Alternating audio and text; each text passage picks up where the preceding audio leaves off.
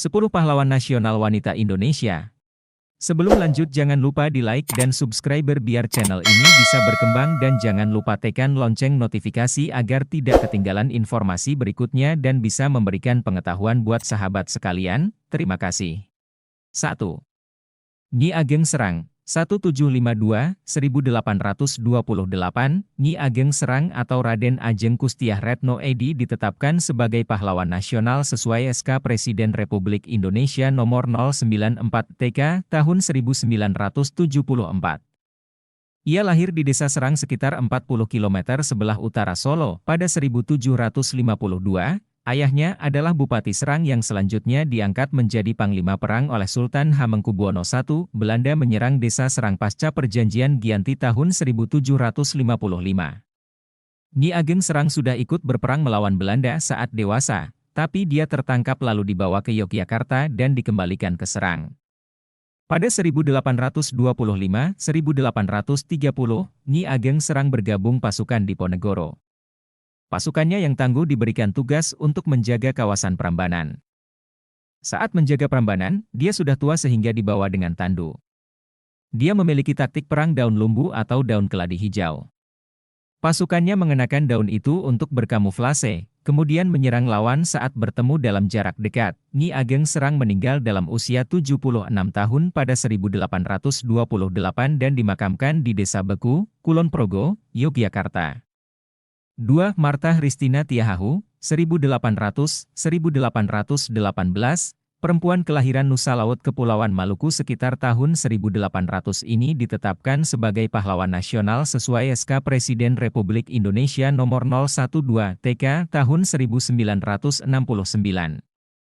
Dia adalah anak sulung Kapitan Paulus Tiahahu. Saat usia 17 tahun, dia sudah mengikuti ayahnya berperang melawan Belanda. Saat peristiwa masuknya Belanda ke Benteng Beverdijk pada 10 November 1817, ayahnya tertangkap dan dijatuhi hukuman mati pada 17 November 1817.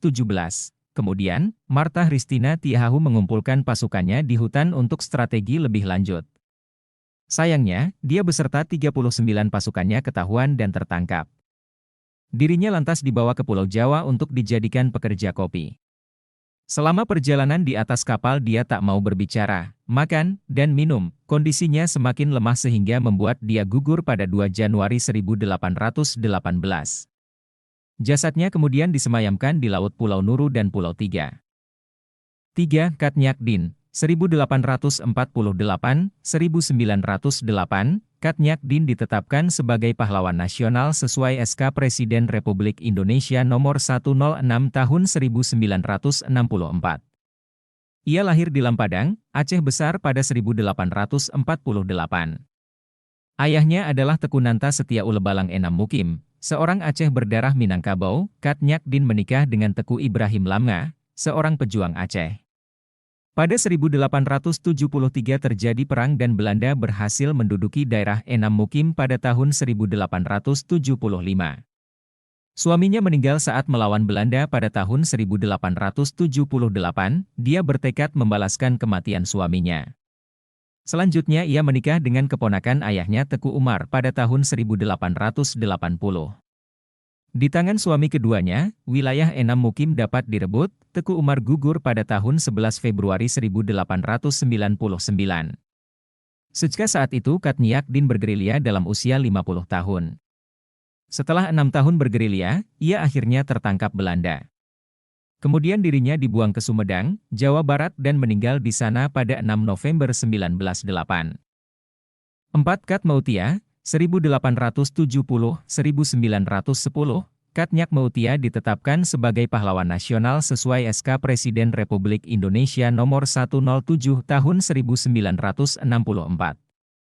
Ia lahir di Perlak, Aceh pada tahun 1870.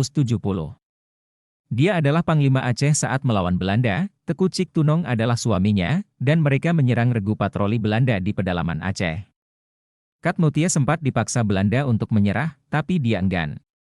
Akhirnya, suaminya ditangkap dan ditembak Belanda pada Mei 1905, kemudian dia menikah lagi sesuai pesan Teku Cik Tunong dengan Pang Nangru, kawan akrab suami pertamanya. Pada 26 September 1910 terjadi peperangan di Payaciciem yang menewaskan Pang Nangru. Setelah lolos dari serangan itu, Kat Mautia memimpin pasukan dengan jumlah 45 orang bersenjatakan 13 bedil.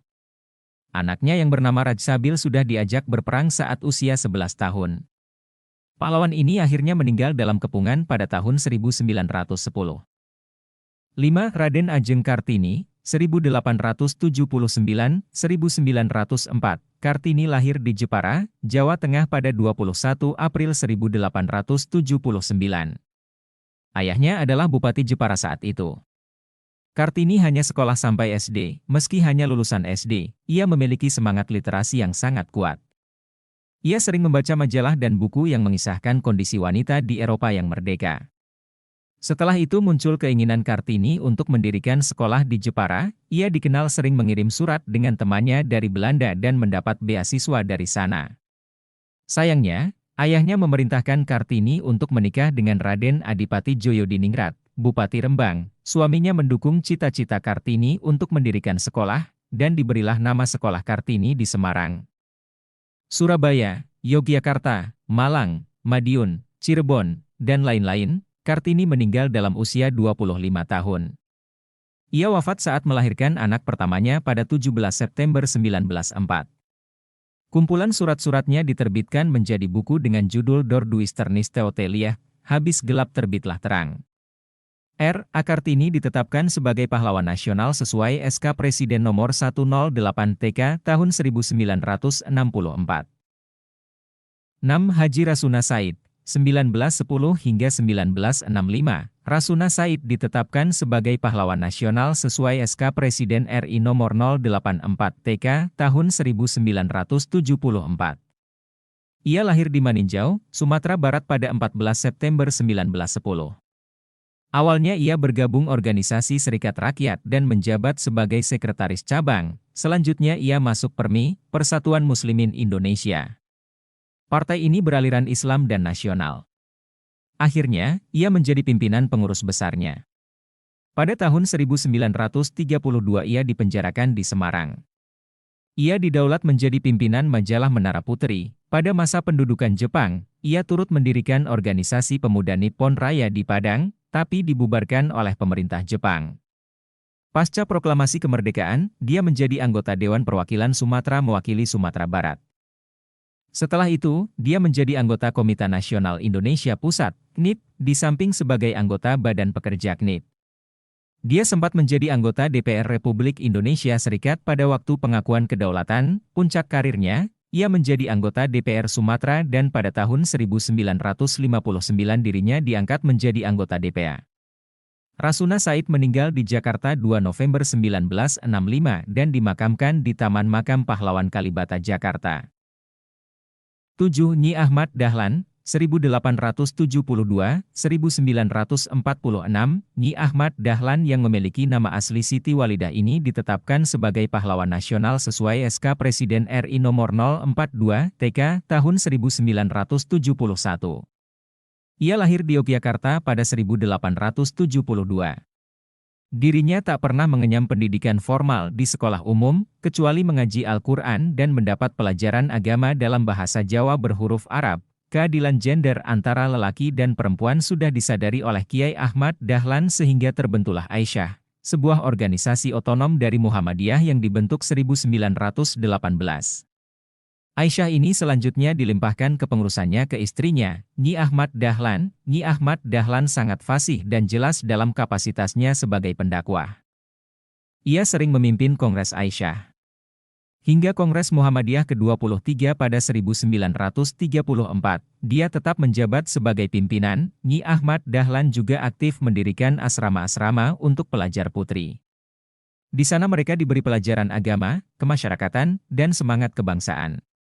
Nyi Ahmad Dahlan meninggal di Yogyakarta 31 Mei 1946. 8. Maria Walanda Maramis, 1872–1924, perempuan kelahiran Kema, kota pelabuhan kecil di Sulawesi Utara pada 1 Desember 1872 ini, ditetapkan sebagai pahlawan nasional sesuai SK Presiden RI nomor 012 TK, tahun 1969. Ia bertekad untuk memajukan wanita dengan rumah tangga dan mendidik anak. Ia sudah menjadi yatim piatu saat usia 6 tahun. Sejak itu, ia ikut pamannya di air Madidi. Maria hanya sekolah sampai SD di kota kecil itu. Cita-citanya tumbuh subur ketika menikah dengan seorang guru Hismanado pada 1890.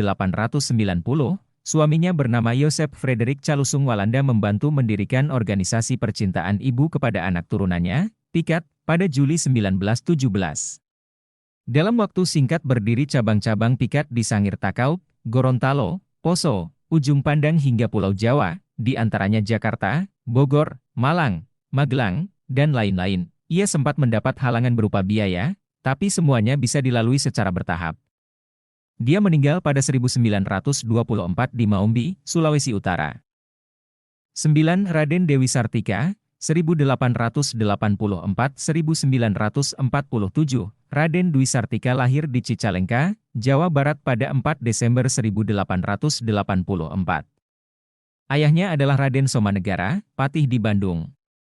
Sayangnya, dia dibuang beserta istrinya ke Ternate karena menentang pemerintah Hindia Belanda. Dewi Sartika hanya menempuh pendidikan SD. Usia 15 tahun dia tinggal di Bandung. Berkat bantuan dan dorongan kakeknya Ra Martanegara dan Hammer, Inspektur Kantor Pengajaran, maka pada 16 Januari 1904 Dewi Sartika mendirikan sekolah yang diimpikan. Sekolah itu bernama Sekolah Istri, awalnya jumlah murid hanya 20 orang dengan 2 ruangan. Mereka menumpang di kantor Kepatihan Bandung. Muridnya dibekali pelajaran berhitung, membaca, menulis, menjahit, merenda, menyulam, dan agama. Tahun 1910 sekolah itu berganti nama menjadi Sekolah Keutamaan Istri. Sekolah sejenis ini kemudian berdiri juga di kota Garut, Tasikmalaya, Purwakarta, dan sebagainya. Atas jasanya, ia dianugerahi bintang perak oleh pemerintah Hindia Belanda. Tahun 1929 sekolah itu memiliki gedung sendiri. Saat masa perang ia mengungsi ke Cinenan dan meninggal di sana pada 11 September 1947. Selanjutnya jasadnya dipindahkan ke Bandung. Raden Dewi Sartika ditetapkan sebagai pahlawan nasional sesuai SK Presiden RI nomor 252 tahun 1966. 10. Roehana Koeddoes, 1884-1972, Roehana Koeddoes belum lama ini ditetapkan sebagai pahlawan nasional sesuai Surat Menteri Sosial RI nomor 23 MS.A. 09 2019. Dikutip dari laman Staycom, AC, ID, Roehana lahir di Koto Gadang, Kabupaten Agam, Sumatera Barat pada 20 Desember 1884. Dia merupakan bibi dari penyair ulung Indonesia Hairil Anwar. Roehana adalah saudara tiri Sultan Syahrir serta sepupu Agus Salim. Dia termasuk wanita cerdas yang tak mengenyam pendidikan formal. Pada 1905, ia mendirikan sekolah artisanal di Koto Gadang. Selanjutnya, pada usia 24 tahun di tahun 1908, ia menikah dengan Abdoel Koeddoes, seorang notaris. Pada 1911, dia mendirikan organisasi perempuan bernama Kerajinan Amai Setia dengan spirit mengajarkan keterampilan di luar tugas rumah tangga. Seperti membaca tulisan Jawi dan Latin, serta mengelola rumah tangga. Di Bukit Tinggi, Roehana mendirikan sekolah bernama Roehana School. Ia mengelolanya tanpa meminta bantuan siapapun guna menghindari permasalahan. Dia mengusulkan pembuatan surat kabar tentang perempuan kepada Soetan Maharaja, pemimpin redaksi Oetoesan Melajoe. Akhirnya ia menjadi pemimpin redaksi Soenting Melajoe untuk terbitan pertama pada 10 Juli 1912 sebagai sebuah surat kabar berbahasa Melayu. Dia dibantu putri Soetan Maharaja, Zoe Baidah Ratna Joewita. Roehana meninggal di Jakarta pada 17 Agustus 1972 dan dimakamkan di Taman Pemakaman Umum Karet Bifak. Itulah informasi mengenai 10 tokoh pahlawan nasional wanita yang berkontribusi bagi kemerdekaan Indonesia.